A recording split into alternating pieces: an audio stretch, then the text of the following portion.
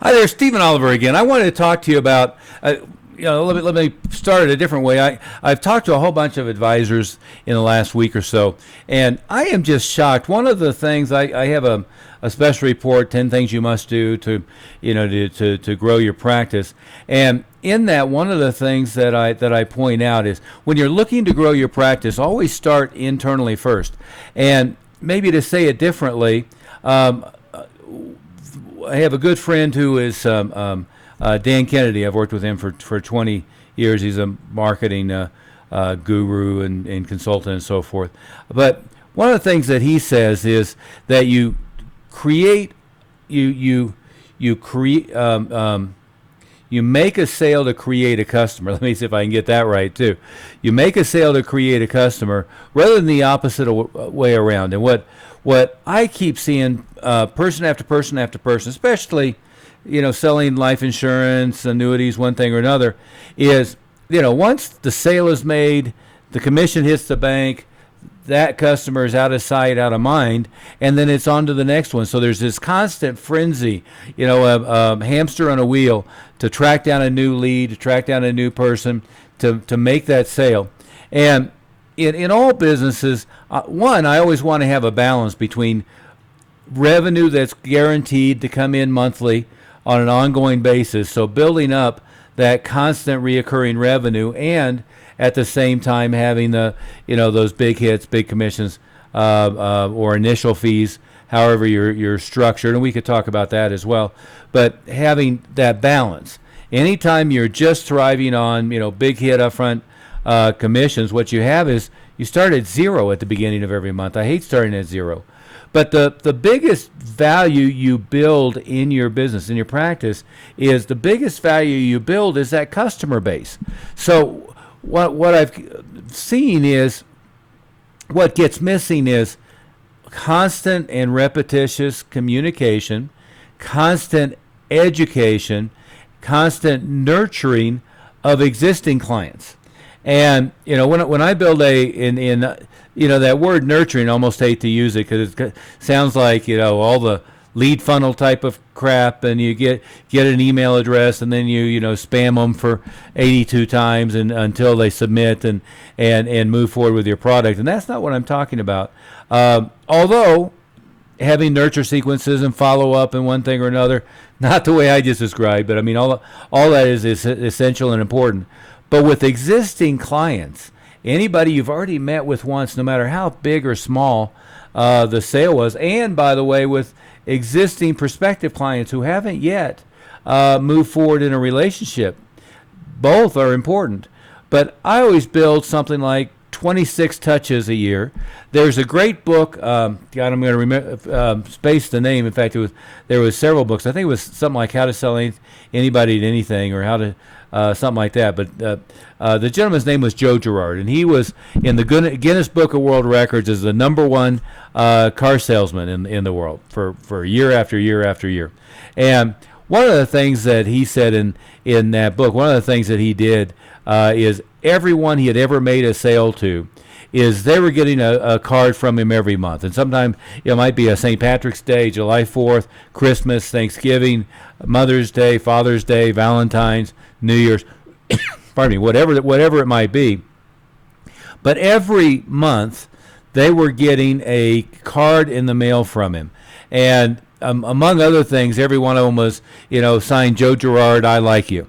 And he thrived on, one, repeat sales, and two, on referral sales.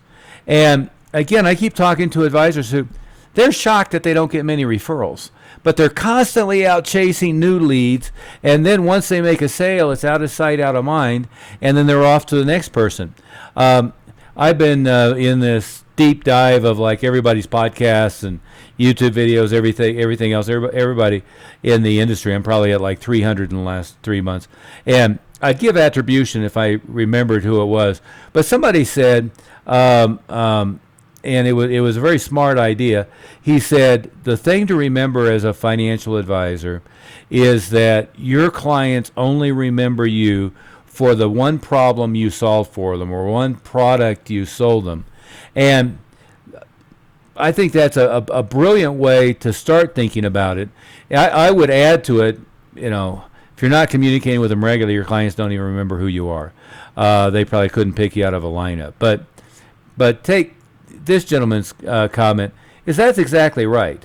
Is if you don't educate them on your full range of problems you can solve, different specialties that you've developed, different people that you've worked with, if you don't educate them with stories and so forth. And I don't mean you put all that crap up on the website thinking they're going to go look at your website and study it and analyze it before they talk to a friend. None of that is going to happen. But what you want to do is you want to educate your clients on the range of activities, of problems that you can solve, etc. And it brings me back to one other thought, again, as an ongoing tangent. But advisors sometimes get fixated on product, and they think that their prospect or client want to hear about their products. Nobody cares about your products.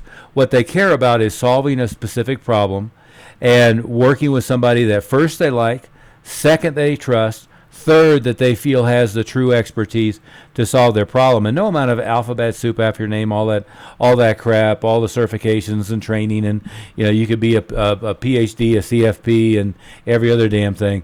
And nobody cares if they don't like you, they don't believe you like them, and they don't trust you. So it's all got to start with that. But going back to this nurture of clients is, I would, once I got a sale, and I pretty much don't care what it is, I sold them an annuity, I sold them a life policy, whatever it might be, if that's, where you're at. Or even I did a one-time planning project and I don't have an ongoing relationship. I would be obviously doing email, but email has to be essentially every day to be effective. It may not have to be that often, but there was Wall Street Journal a couple years ago. There was a big article about big retailers, people who really know what they're doing.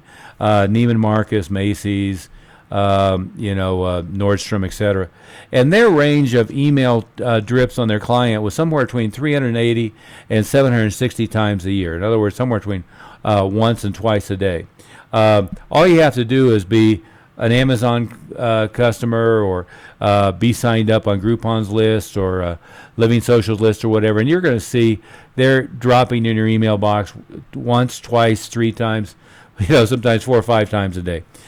So you've got to have that kind of frequency. And again, what happens is you worry that that's going to piss off, irritate, they're going to opt out or one thing or another. And all the studies show it's the opposite. If you're not there regularly, if you just, like once every 2 weeks send them an email, that's when it reads like it's spam. But building a client nurture campaign, nowadays with Zoom, everybody knows how to use, online video conferences. Are you having once a month or twice a month regular group meetings or webinars, educational settings for them? Are you taking what's topical in the news, the latest thing that's happening? Are you turning that into a topic and discussing the implications for, our taxes going up, our taxes going down, what's happening, with this, current now is shift from green energy, is that, what impact is that going to have, et cetera, is, the topics write themselves. But if I was structuring an effective client nurture campaign, I might start with Joe Girard's thing and make it 26 times a year they're going to give something physically in the mail. And the stuff that they get physically in the mail isn't going to look like finance industry, Northwest Mutual or Mass Mutual, boilerplate, boring stuff written by, an English teacher, 3 lawyers, and 4 compliance officers. I mean, it's not going to be that. It's going to have personality. It's going to be interesting. It's going to talk about my hobbies and different things, and the car and the dogs and the kids and so forth. But I'd start with dripping on them by mail, probably 26 times a year, maybe more. I'd drip on them by email, probably a minimum of 4 to 5 times a week. I would make sure that I had that list. And if you don't know, you can go to Facebook and create a They call it a custom audience of your current customers. You upload the contact list, and they go match them.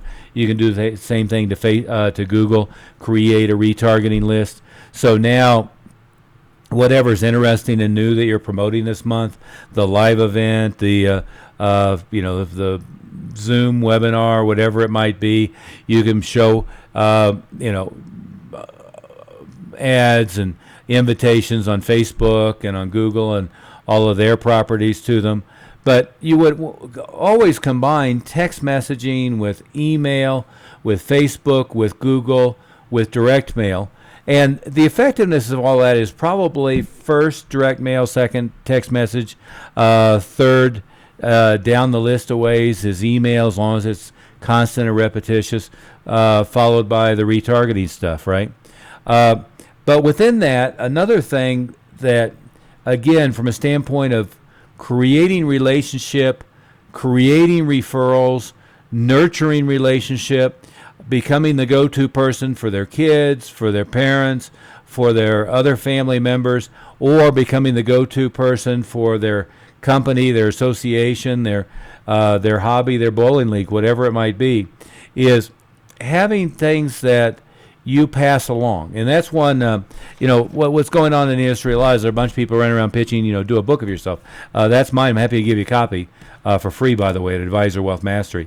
But when you think about doing a book, an awful lot of people think, it's War and Peace. It's going to be this big. It's going to take me 3 years. It's going to, no. If it was 75 pages, it's fine. You can get on a Zoom or some other platform. You can talk out an hour at a time. I forget the formula, but it's something like, an hour of talking is going to be 2,500, 3,000 words. So an hour of talking becomes a chapter. You do that 10 times, and now you get it transcribed. Then you hand it off to somebody who can clean it up, and that's one way to do it. Another way is take material that we've already put together and kind of do your piece it together and make it your own. But it's a lot easier than you think. It doesn't have to be War and Peace. It doesn't have to be the great new American novel.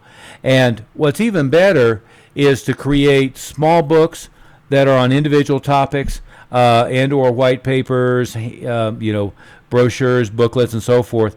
But what you do, in part, one of the reasons for doing that, obviously it establishes you as an authority, but one reason is to have lots of things that your clients have laying around. If they had 5 books on the college rescue plan, so when Bill is out playing golf with his buddy, he says, I'm really worried about what's going to happen when my daughter goes off. She's applying to Harvard, for goodness sake, right?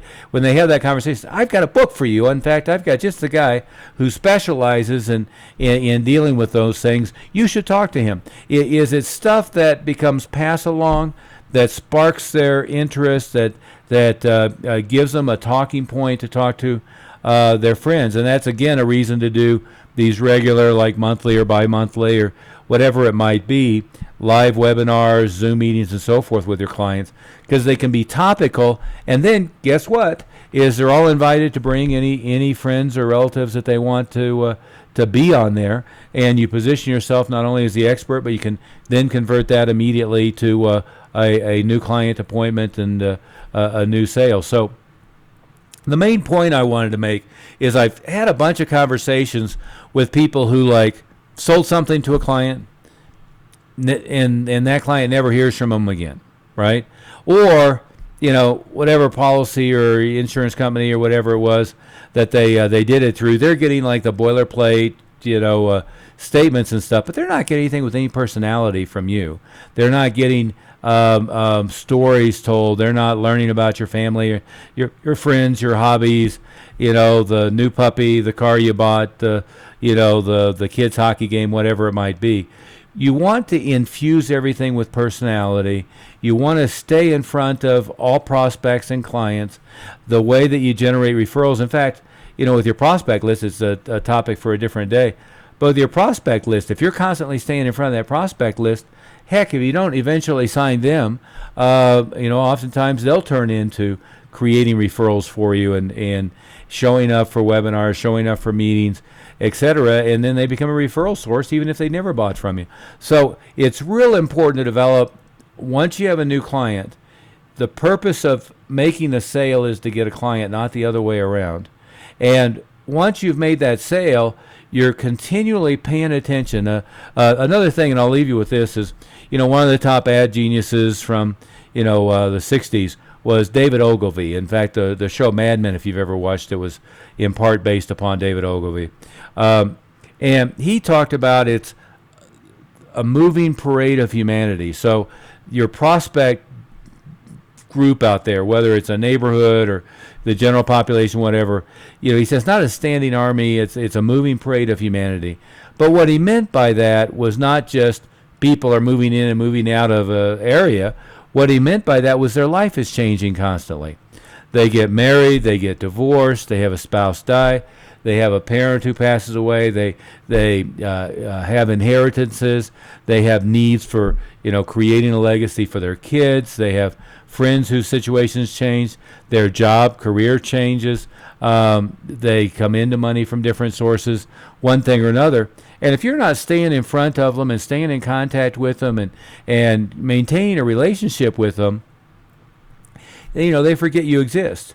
And then when somebody asks about a special need, or when they have a need, especially if they have a need that's a little different than one you filled, but frankly, you made a sale to them 2 years ago, they don't remember who the heck you are anyway.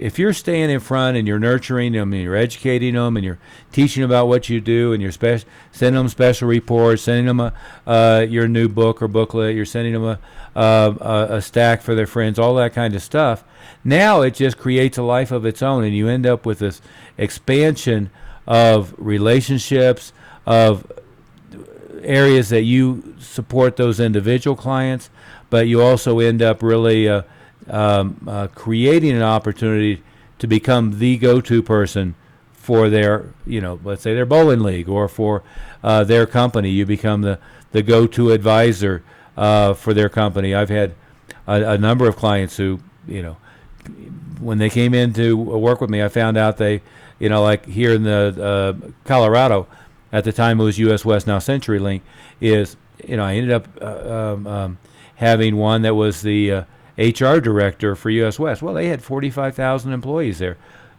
Do you think I took advantage of that opportunity? Absolutely. There were all kinds of things that they were willing to do for me, and then I can become the go-to guy in that community. And there's all different types of ways to subset that down, different interest groups, different career paths, etc. But anyway, I'll leave it at that. But the one takeaway is, make sure once you have a sale that's created a client for life, and then that you maintain ongoing communication and support, top of mind awareness with that client. And that can be through gifting, through Valentine's cards and New Year's cards and Thanksgiving cards. That can be by sending them a stack of your new book. That can be sending them reports. That can be inviting them to live meetings, etc. But the contact mechanisms, 26 or more contacts by mail, 5 or more times a week by email, regularly, especially to promote events and meetings, by Facebook and by Groupon and not Groupon, Google, by Google and so forth. But stay in front of them and stay with that nurture and put personality and make none of it generic, none of it milquetoast, none of it bland. Create that communication where, even from a distance, even through media, they feel like they know you, they like you, you're top of mind, and that you're the person that they want to have solve their problems for their friends, for their companies, for their family. At that, I'll leave it there. Those books and all that, free reports and stuff, I'm happy to gift that to you. If you go to Advisor Wealth Mastery, it's all free there. So Advisor Wealth Mastery, I'll gift you a couple books and a couple free reports and a bunch of other things, and go from there. Thank you.